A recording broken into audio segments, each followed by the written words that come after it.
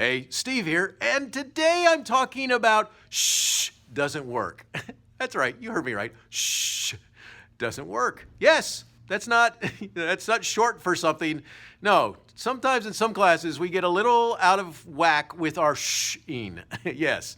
So hopefully you know what I'm talking about. So let's move forward with this because I have 3 thoughts about why shh doesn't work. And it goes like this. The number 1 thought is that you're not specific enough, because when you shh, you're not talking to somebody specifically, and so therefore in the classroom, a kid's going to say, "What? She's not talking to me. No way. She didn't come over and say, 'Steve, you need to pay attention, so shh.' No, instead, she said shh to the whole class, which means it's not specific enough." See, that's one of the problems with shh-ing.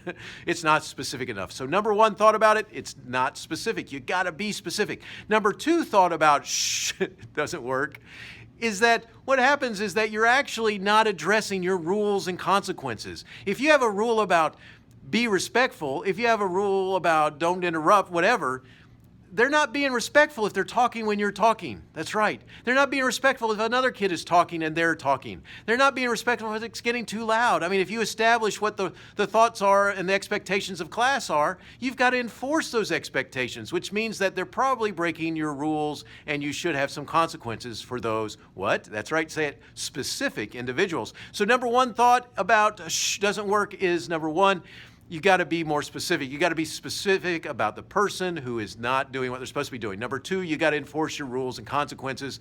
And number 3 is that are you really just ignoring what the issue is? And that's typically what the whole thing is that you're not dealing with whatever the trouble is that's brewing. You have a group of kids that you don't want to deal with. You have one kid who just continues to act out, and you think that by ignoring him, you're going to be able to deal with him. You're right. You get it? The 3rd thought is that you're probably really ignoring whatever that issue is in your class, and you can't keep doing that because shh really does not work. So 3 thoughts about shh doesn't work. Ta-ta.